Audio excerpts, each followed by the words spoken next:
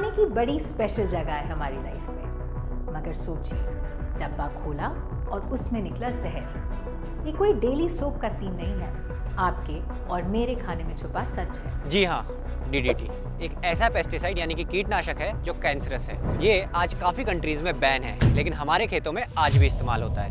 1995 उमेंद्र दत्त जी, जो उस वक्त एक मैगजीन के एडिटर थे, उन्होंने इस प्रॉब्लम के बारे में पढ़ा और तभी ठान लिया कुछ करने का और पहुंच गए सीधे पंजाब।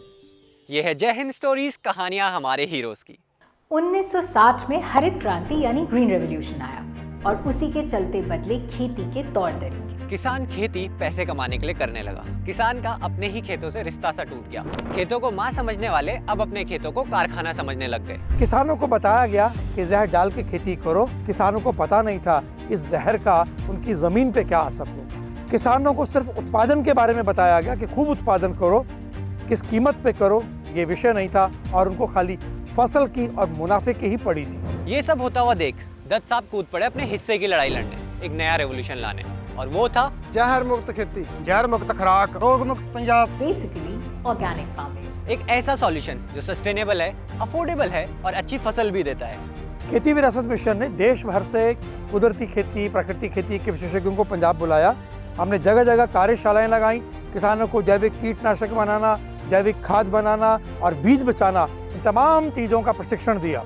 हमने पानी बचाने के तरीके किसानों को सिखाए, खास तौर पर कपास और मिलेट्स, इस पर हमने फोकस किया। वर्कशॉप्स, सेमिनार्स, हर वो तरीका अपनाया जिससे किसान भाइयों और बहनों को ट्रेन किया जा सके। ये सभ्यता और संस्कृति का मुद्दा था।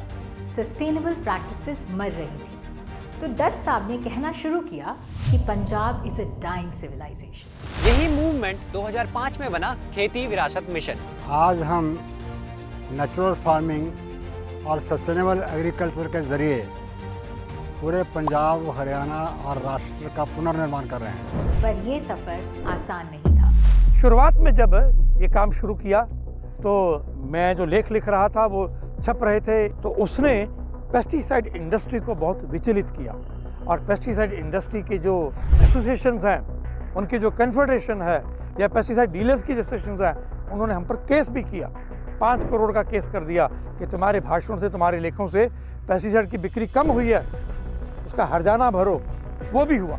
हमारे खिलाफ प्रेस कॉन्फ्रेंस भी की गई, हमारे कार्टून भी छापे गए और ये भी कहा गया you are anti national, anti farmer. बहुत लोगों ने हम पर शक किया और लोगों को लगता था कि हम देश की फूड सिक्योरिटी को नष्ट करने का कोई काम कर रहे हैं, षड्यंत्र कर रहे हैं। किसानों ने भी शक किया, बुद्धिजीवियों ने किया, शास्त्रियों ने किया, कृषि वैज्ञानिकों ने किया। लेकिन दत्त साहब ने हार नहीं मानी, वो डटे रहे और आगे बढ़ते रहे।